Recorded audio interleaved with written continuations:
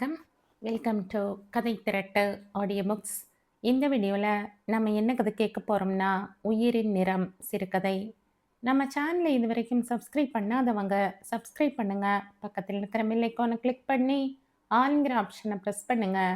So that நான் போடுற கதைகளை உடனுக்குடனே நீங்கள் கேட்கலாம். வாங்க கதைக்குள்ள போகலாம். பீங்கான் ஜாடிக்குள்ள உருள்ற கோலி குண்டுக மாதிரி கூட்டுக்குள்ள இருந்து குருவி குஞ்சுங்க கீ கீ கீன்னு கத்துற மாதிரி சத்தம். சட்டுன்னு கண் முழிச்சு எழுந்து பார்த்தா கூண்டும் இல்ல குருவியும் இல்ல. பிரியாவோட ரூம்ல மாட்டி இருக்கிற கடிகார மணி அடிக்கிற சத்தம். அட, இது என்னடாது, நான் இங்கேயேவா தூங்கிட்டேன்? ஆமா, பக்கத்துல இருந்த கட்டில் மேல படுத்து பிரியா தூங்கிட்டு இருந்துச்சு. இன்னைக்கு பிரியாவுக்கு பிறந்த நாள். 2-3 நாளாவே வீட்டை சுத்தம் பண்றதும் அலங்காரம் பண்றதுமா ஒரே அமர்க்களமா இருக்குது. மின்னட்டம் பூச்சி மாதிரி பல பழங்கிற ஜிகினாவை நடுவால ஒட்டி வச்சிருக்கிற கலர் கலர் நட்சத்திரங்களை செவுத்து மேல எல்லாம் ஒட்டினோம். குட்டி, இந்தா உன் அவசரத்துக்கு இந்த இடத்துல இருந்து வரிசையா நெடுக்கா புள்ளி வச்சிருக்கிற இடத்துல ஒவ்வொன்றா ஒட்டுன்னு பிரியாவோட அம்மா சொன்னாங்க. ஒட்டிக்கிட்டே இருந்தவ அப்படியே தூங்கி போயிட்டான் போல இருக்கு. எழுந்து நின்று ரூமை பார்த்தேன். எனக்கு எப்பவுமே பிரியாவோட ரூம் ரொம்ப பிடிக்கும். சூட்டு கோட்டெல்லாம் போட்டுக்கிட்டு கண்ணுக்குட்டி உசரத்துக்கு ஒரு எலி பொம்மை மூலையில் நிற்கும். அதுக்கு எதிர்த்தாப்புல இருக்கிற மூலையில் கவுன் போட்ட கண்ணாடிக்கார முயல் நிற்கும். கண்ணாடி அலமாரிக்குள்ள புசு புசுன்னு பெருசு பெருசா கரடி பொம்மை, நாய் பொம்மை, பாப்பா பொம்மை எல்லாம் இருக்கும். சாவி கொடுத்தா ஓடுற ரயில், வாயில வச்சிருக்கிற ரப்பரை எடுத்துட்டா அழற பாப்பா பொம்மை, ஸ்விட்ச் போட்டதும் கதை சொல்ற யானைன்னு என்னென்னமோ இருக்கும். அதனால தான் பிரியாவோட ரூமை பெருக்கி எல்லா பொம்மைங்களையும் தொடச்சு அடிக்க வைக்கிறதுன்னா எனக்கு பிடிக்கும். பிரியாவோட அம்மா சொல்றப்ப அதையெல்லாம் எடுத்து வச்சு பிரியாவோட விளையாடணும். பிரியாவுக்கு டான்ஸ் சொல்லித்தர அக்காவோ டியூஷன் வாத்தியாரோ பாட்டி டீச்சரோ வந்துட்டாங்கன்னா அதையெல்லாம் பழையபடியே அடுக்கி வச்சுடணும். அவ்வளவுதான் என் வேலை. பிரியாவோட வீட்டுக்காரங்களுக்கு முன்னால இங்க இருந்தவங்க வீட்டில் பிரியா மாதிரி சின்ன பாப்பாவே இல்லை. எல்லாருமே பெரியவங்க. அதனால அவங்க வீட்டில் பொம்மையே இல்லை. எப்போ பார்த்தாலும் அதை எடு, இதை எடு, அங்கே பெருக்கு, இங்கே பெருக்கு, இப்படி தொடைன்னு ஏதாவது வேலை சொல்லிக்கிட்டே இருப்பாங்க. ஒவ்வொரு நாளைக்கு எனக்கு உடம்பு கூட வலி எடுத்துடும். ஒரு நாள் காய்ச்சலே வந்துடுச்சு. அம்மா அன்னைக்கு என் பக்கத்தில் உட்காந்து அழுதுச்சு. எனக்கு அம்மாவை பார்க்க அப்போ பாவமாக இருந்துச்சு. அம்மா என் கன்னத்தை தொட்டு தடவி செல்லம் கொஞ்சிச்சு. காய்ச்சல் வரப்ப மட்டும்தான் அம்மா என்னை கொஞ்சம். அதுக்காகவே காய்ச்சல் வந்தால் தேவலைன்னு தோணுச்சு. மற்றபடி அம்மா என்னை எப்பவும் திட்டிக்கிட்டே தான் இருக்கும். 8 வயசு முழுங்கிட்டு மசன்னு நிற்கிறத பாருன்னு சொல்லும். அம்மா விளக்கி கொடுக்குற பாத்திரத்தை எல்லாம் ஈரம் இல்லாமல் நான் தான் துடைப்பேன். வரிசையாக அடுக்குவேன். அம்மா துணி துவைக்க உக்காந்தா சோப்பு போட்டு தருவேன். சின்ன சின்ன துணிங்களை கொண்டு போய் காய போடுவேன். காஞ்ச துணிங்களை எடுத்து மடித்து வைப்பேன். எல்லாமே முந்தி தான் பழைய வீட்டுக்காரங்க இருந்தப்ப. பிரியாவோட வீட்டுக்காரங்க வந்தப்புறம் பிரியாவோட விளையாடுறது, பிரியாவை கவனிச்சுக்கிறது, பிரியாவுக்கு தேவையானதை செய்யறது, பிரியாவோட ரூமை சுத்தமாக வச்சுக்கிறதுங்கிறதெல்லாம் ஏன் வேலைன்னுட்டாங்க. பிரியாவுக்கு எப்பவும் நான் அதும் பக்கத்திலேயே இருக்கணும். என் மேலே அதுக்கு இஷ்டம். எனக்கும் தான். பிரியாவோட இருக்கிறதுக்கு எனக்கு ரொம்ப பிடிக்கும். பிரியா வீட்டில் இல்லாதப்ப, பிரியா ஸ்கூல் போயிருக்கிறப்ப, இல்லைன்னா பிரியா தூங்குறப்ப தான் நான் என்னோட வேலைங்களை பார்த்துக்குவேன். பிரியா வீடு பெரிய பங்களா. அதை சுற்றி பெருசாக தோட்டம், நிறைய மரங்க, அப்புறம் புல்லுத்தரை. தோட்டத்து மூலையில் இருக்கிற சின்ன குடிசை தான் எங்கள் வீடு. எங்க வீட்டு ஜன்னல்ல அம்மா ஒரு பழைய தோல் பையை மாட்டி வச்சிருந்துச்சு. திடீர்னு ஒரு நாள் பார்த்தா அதன் கீழே கூலமா கிடந்துச்சு. பாலா, வாலாட்டி குருவி முட்டை வைக்க தோது பார்க்குதடி, நீ அங்க போய் நிக்காதேன்னுச்சு. அட, அம்மா சொன்னது கரெக்டு தான். மறுநாள் அம்மாவுக்கு தெரியாம செங்கல் மேல மணை வச்சு அது மேல ஏறி நின்று பைக்குள்ள பார்த்தா வெள்ளையா 3 முட்டை. கோழி முட்டையை விட சின்னது. எங்க வீட்டுல 4 கோழி இருக்குது. கருப்பி, பொன்னம்மா, ராஜி, செல்லம்னு நான் அதுகளுக்கு பேரு வச்சிருக்கேன். ஒரு மாதிரி பளபளன்னு இருட்டாலேயே செஞ்சு வச்ச வானவில்லு மாதிரி கலர் கலரா தெரியிற வாலும், குபுக்குன்னு முளைச்ச சிவப்பு கல்லு கிரீடம் மாதிரி செக்கச்சவேல்னு என்னோட முழங்கால் ஒசரத்துக்கு நிக்குதே சேவல். அது பேரு சபாபதி. அப்பா வச்ச பேரு. அம்மாகிட்ட கோழி குஞ்சு பொரிக்க வைக்கணும்னு நான் சொல்லிக்கிட்டே இருப்பேன். அம்மா கேட்கறதே இல்ல. முட்டைங்கள எடுத்துக்கிட்டு போய் கடையில குடுத்துட்டு, வீட்டு செலவுக்கு எதுனா வாங்கிட்டு வரும். கடைசியில பழியை நாகு இல்ல நாகு. அதான் என்னோட நாய்க்குட்டி அது மேல போட்டுடும். இந்த சனிய இப்படி ஓயாம சுத்திக்கிட்டே இருக்குதே! ரொம்பத்தான் லட்சணமா அடக்கி வச்சு, குஞ்சு பொரிச்சு உருப்படி பண்ணிறலாம் போன்னு என் மேல எரிஞ்சு விழும். ஆனா, நாகுன்னா பிரியாவுக்கு ரொம்ப ரொம்ப பிடிக்கும். அது கூட விளையாடுறதுன்னா அதுக்கு ரொம்ப ஆசை. அப்புறம் பிரியாவுக்கு என்னோட கோலிங்கள்ல புளியம்பூ கோலி மேலேயும், பூனைக்கண்ணு கோலி மேலேயும் கூட ஆசை. எங்க வீட்டு ஜன்னல்ல மாலாட்டி குருவி கட்டி வச்சிருக்கிற கூடுக்குள்ள இருக்கிற 3 குஞ்சுங்க மேலேயும் ஆசை. தோட்டத்து மூலையில இருக்கிற வில்வ மரத்துல கூட்டமா வந்து உட்கார்ற கிளிங்க மேலேயும் ஆசை. ஆ, எங்க அப்பா எனக்கு ஒரு கிளி குஞ்சு புடிச்சு தரேன்னு சொல்லியிருக்காரேன்னு நான் பிரியா கிட்ட சொன்னேன். "உனக்கு என்ன பாலாமணி, உசுரோட இருக்கிறதெல்லாம் விளையாட கிடைக்கும். எனக்கு பாருன்னு" ரூமுக்குள்ள இருக்கிற பஞ்சு அடைச்ச பொம்மைங்களையும், பிளாஸ்டிக் பொம்மைங்களையும் பிரியா எரிச்சலோட பார்க்கும். இதுல வேற இந்த பொம்மைங்களை நான் கிழியாம, அழுக்குப்படாம, கலர் போகாம, இப்படி ஆகாம, அப்படி ஆகாம வச்சுக்கணுமாம்னு சொல்றப்ப, அதுக்கு மூக்கும் உதடும் துடிச்சு, கோணி, கண்ணு ரொம்பிடும். அப்பவெல்லாம் எனக்கு பிரியாவை பார்க்க பாவமா இருக்கும். பின்ன என்னவாம், நாகு மாதிரி நாய்க்குட்டி வேணும்னு தானே பிரியா கேட்டுச்சு. அதுக்கு அவங்க அப்பா என்ன பண்ணாரு தெரியுமா? உருண்டை உருண்டையா கண்ண வச்சுக்கிட்டு இருக்கிற ஒரு நாய் தலை பொம்மையை வாங்கிட்டு வந்து, அதுவும் உச்சியில இருக்கிற கொக்கியில கயித்த கட்டி தொங்க விட்டுட்டாரு. பார்க்கவே பயங்கரமா இருந்துச்சு. தலைக்கு கீழ எதுவுமே இல்ல. ஒரு கவுரு தொங்குது. அத புடிச்சு இழுத்ததும் கண்ணு 2ம் வெட்டு வெட்டுன்னு இந்த பக்கத்துக்கும், அந்த பக்கத்துக்குமா போய் போய் வருது. பிரியாவோட அம்மா வந்து அந்த கவுத்த புடிச்சு இழுத்தாங்க. நாய் கண்ணு படக் படக்குன்னு முழிக்கிறத பார்த்து குட் குட்ன்னு சிரிச்சாங்க. பிரியாவுக்கும் பிடிக்கல. எனக்கும் தான். பிரியா வீட்ல எப்பவுமே அப்படித்தான். அதனோட இஷ்டத்துக்கு எதுவும் நடக்காது. சொன்ன நேரத்துல எழுந்துக்கணும். சொன்ன நேரத்துல தூங்கணும். சொன்ன உடுப்பை போட்டுக்கணும். அது கூட பரவால்ல. இங்கிலீஷ்ல தான் பேசணும். அம்மாகிட்ட கூட வீட்டுக்கு வர எல்லா விருந்தாளிங்க முன்னாலேயும் அதே இங்கிலீஷ் பாட்டுங்கள பாடி காட்டணும். சில பேர் டான்ஸ் கத்துக்கிறேன்பாங்க. உடனே அவங்க முன்னால ஆடி காட்டணும். சில பேரு பாட்டு கத்துக்கிறியாம்பாங்க. உடனே பாடி காட்டணும். ஐயய்யோ! ரொம்ப கஷ்டம். போன லீவுக்கு எங்க பெரியம்மா வீட்டு பசங்க, மாமா புள்ளைங்க எல்லாரும் வந்திருந்தாங்க. ஜாலியா இருந்துச்சு. தும்பி, பொன்வண்டு, வெல்வெட் பூச்சி எல்லாம் புடிச்சோம். தாயபாஸ் ஆடினோம். பச்சை குதிரை தாண்டினோம். எங்களோட சேர்ந்து விளையாடணும்னு பிரியாவுக்கு ஆசை. அவங்க அம்மா விடமாட்டாங்க. நாங்க விளையாடுறத பிரியா ஆசை ஆசையா பார்த்துக்கிட்டு நிக்கும். அதுக்கு கூட விடமாட்டாங்க. பிரியா பிரியான்னு 10 நிமிஷத்துக்கு ஒரு தடவை அவங்க அம்மா கூப்பிட்டுக்கிட்டே இருப்பாங்க. கூப்பிட்டு பிரியா கையில, கழுத்துல, காதுல போட்டிருக்கிற நகைங்கெல்லாம் பத்திரமா இருக்குதான்னு தொட்டு தொட்டு பார்த்துட்டு அனுப்புவாங்க. மம்மி எனக்கு இந்த நகையெல்லாம் வேணாம் கழட்டிடு. நான் போய் பாலாமணியோட விளையாடுறேன்னு பிரியா ஒரு நாள் வாயை திறந்தே சொல்லிடுச்சு. என்ன திமிரா பேசுது பாருங்க இதுன்னு அந்த அம்மா பிரியாவோட அப்பா கிட்ட சொல்லுச்சு. அவரு எங்க 2 பேரையும் சேர்த்து மொறச்சு பார்த்தாரு. நான் ஜன்னலுக்கு வெளிய பார்த்தேன்.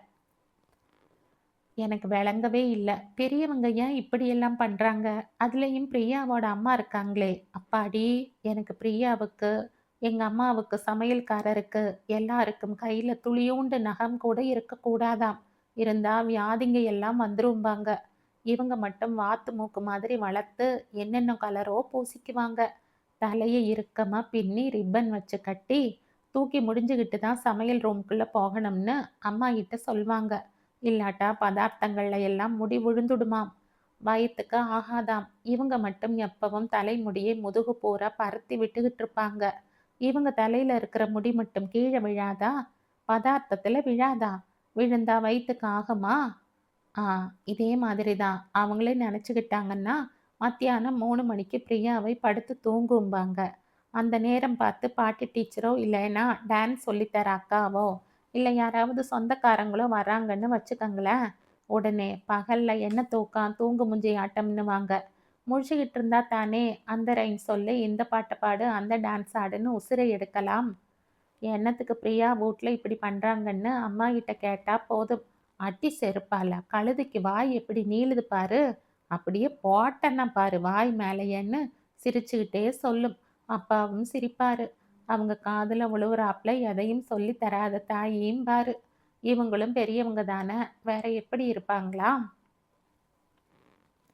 இருந்தாலும் பிரியாவுக்கு அதிர்ஷ்டம் இல்லதான். இல்லைன்னா இப்படியெல்லாம் ஆகுமா? அப்பா அப்பா, பிரியா பாவம்ப்பா. நம்ம வீட்டு தோல் பைக்குள்ள இருக்கிற குருவி குஞ்சுங்கள அதுக்கு குடுத்தரலாம்ப்பான்னு நான் அப்பா கிட்ட சொன்னேன். சரின்னாரு. வேண்டாம்னு அம்மா சொல்லுச்சு. பிரியா ரூம்ல ஏசி இருக்குல்ல, அதுக்காக கதவு ஜன்னலையெல்லாம் எப்பவும் மூடித்தானே வச்சிருப்பாங்க. அப்ப எப்படி அம்மா குருவி இரை எடுத்தாந்து ஊட்டு மின்னுச்சு. சரி, அப்ப சமையல் ரூமுக்கு எதிர்த்தாப்புல இருக்கிற வராந்தா கம்பியில பைய கட்டி தொங்க விட்டா என்னென்ன? அப்படியே கட்னோம். பிரியாவுக்கு சந்தோஷம். அவங்க அப்பா, அம்மா கூட வந்து பைக்குள்ள இருந்த குருவி குஞ்சுங்களை எட்டி பார்த்தாங்க. அடுப்பு சாம்பல் பூசி வச்ச ஓமத்தங்கா மாதிரி உடம்பும், மெல்லிய விசில் அடிச்சதும், தண்ணி தெளிச்சதும் வெடிக்கிற கனகாம்பர விதை மாதிரி ரோஜா பூ கலர் வாய வாய திறந்துச்சுங்க. எல்லாரும் சிரிச்சாங்க. ஒரே நாளுதான். மறுநாள் பார்த்தா குருவி குஞ்சுங்களை காணோம். பறந்து போச்சாம். சமையல்காரரு பார்த்தாராம். பறக்க முடியாம தத்தி தத்தி தத்தளிச்சு பறந்துச்சாம். பிரியா அழுதுச்சு.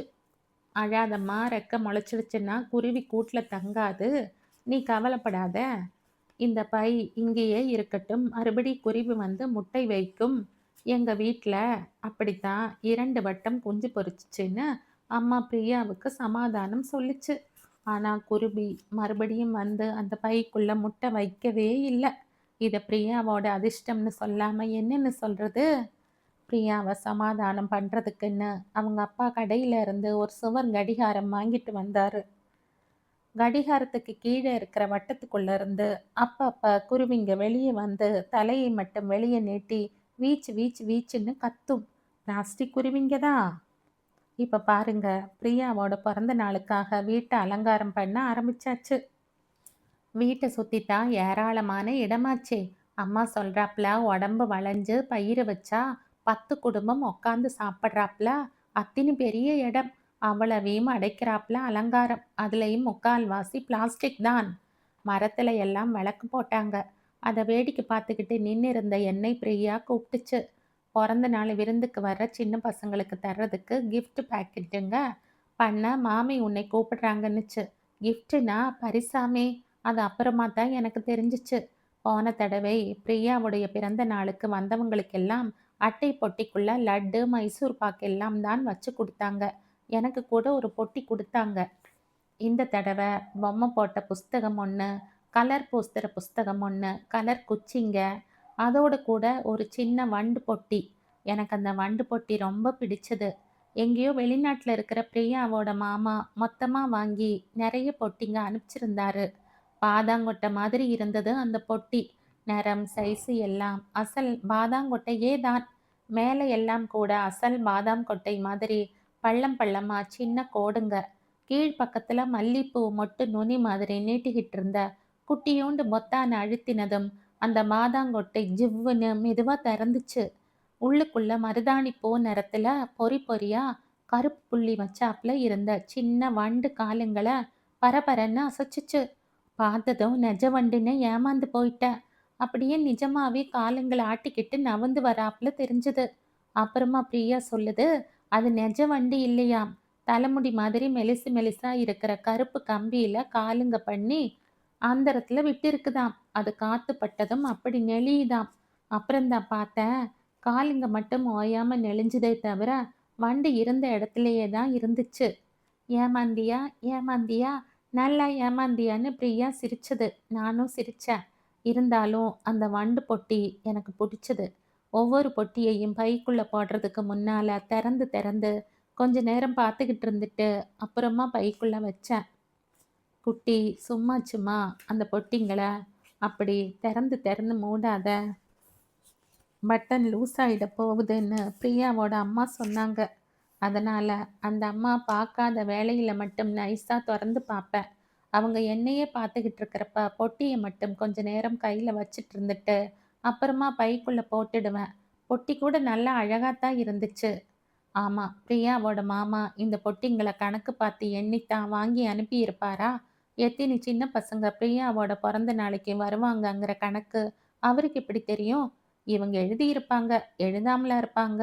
இவங்க கார்டு அனுப்புறவங்க, வீட்டு மனுஷால் தானே சாப்பாட்டுக்கு வருவாங்க. அவங்க வீட்ல எத்தினி சின்ன பசங்க இருப்பாங்கன்னு இவங்களுக்கு தெரியாதா என்ன?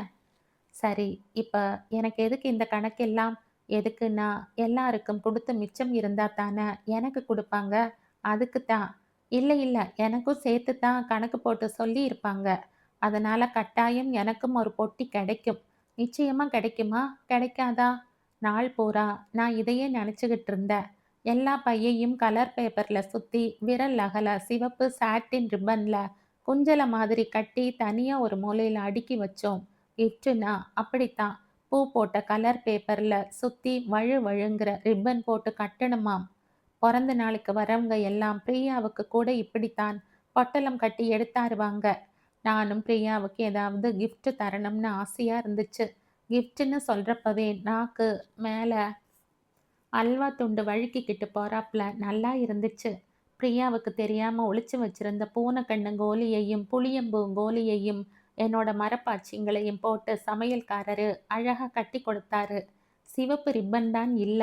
வெள்ளை மணிக்கயிறு போட்டு கட்டி கலர் பேப்பர் ஒட்டி ஒரு மூலையில பூ ஒட்டி ஜோரா பண்ணி தந்தாரு.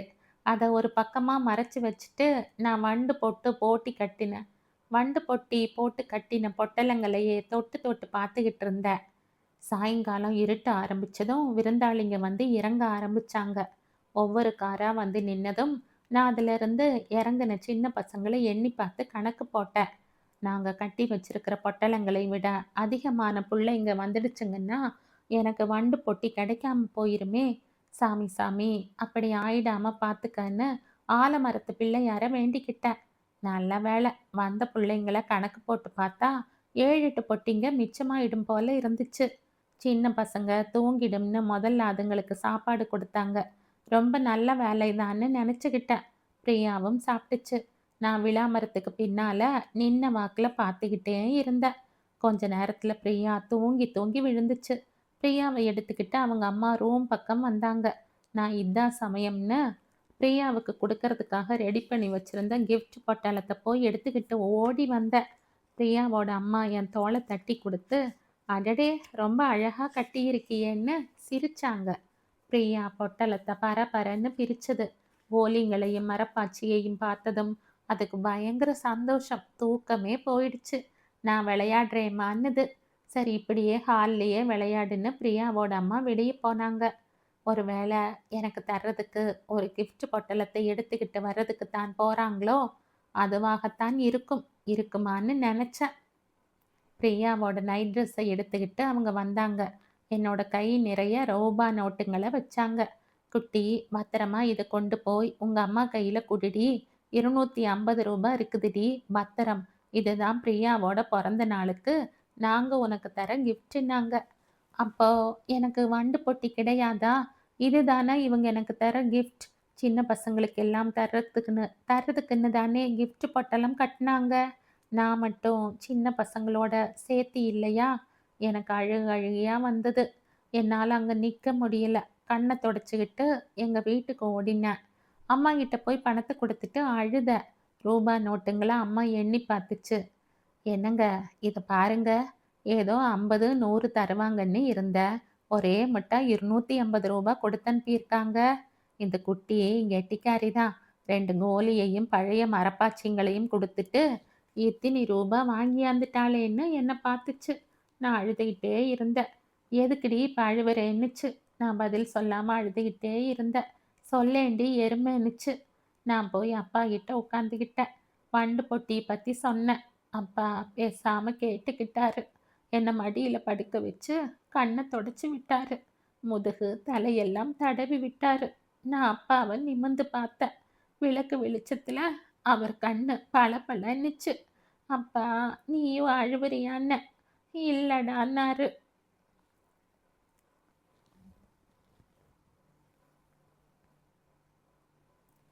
புதிய பார்வை இதழில் 1992ஆம் ஆண்டு வெளிவந்த சிறுகதை இது. இந்த கதை உங்களுக்கு பிடிச்சிருந்தா லைக் பண்ணுங்க, ஷேர் பண்ணுங்க, சப்ஸ்கிரைப் பண்ணுங்க. மற்றும் ஒரு இன்ட்ரெஸ்டிங்கான கதையோட அடுத்த வீடியோல சந்திப்போம். பாய். Thank you.